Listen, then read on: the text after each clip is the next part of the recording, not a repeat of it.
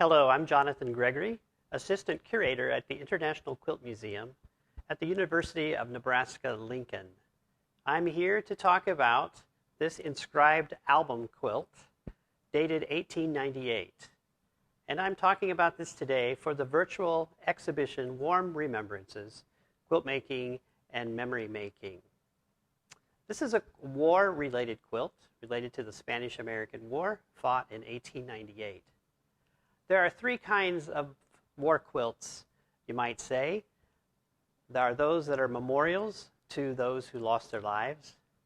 There are many others that were made in support of the war, whether to express a political opinion or to raise funds for a war-related organization. And the third is ones that I feel are made to heal the wounds of war, whether that is physical wounds or the emotional wounds of the many kinds of losses that are related to war. Well, this quilt falls in that second category. It seems to have been made as a fundraiser. There are 49 blocks, and each block has 16 names on it, for a total of 784 names.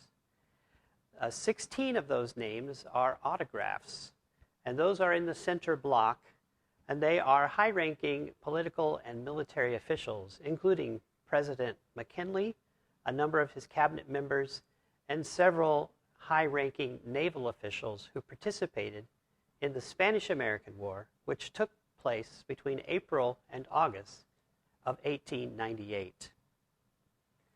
It's likely that the rest of the names are there because the person whose name is represented gave a small amount of money to have their name included, and that money would be given to possibly the Red Cross or another organization that supported the war efforts. So this quilt was likely made in Wisconsin. 400 of the names are of Wisconsin residents. There are also recipients of the Medal of Honor from Wisconsin. So we believe that this was made in either Brown or Milwaukee County in Wisconsin. This quilt's purpose was also to celebrate U.S. naval power. In the blocks, there are, in the very center, 44 of them include the names of warships, naval vessels that the United States had commissioned for this war.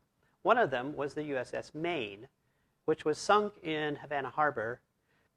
It was not proven that the Spanish had sunk it with a torpedo, but it became a rallying cry against the Spanish for their oppressive treatment of Cubans and Filipinos. And so the motto, "Remember the Maine," became a battle cry, so to speak, in support of the war. The other center hubs include Spain, who was the enemy in the war, and then Philippines and Cuba and Puerto Rico, places where that war was fought. So I believe that this is a commemorative quilt. It is writing history from the winner's viewpoint, and it celebrates the ascendancy of the U.S. as a naval power in the world and asserts that it had good reasons to fight this war.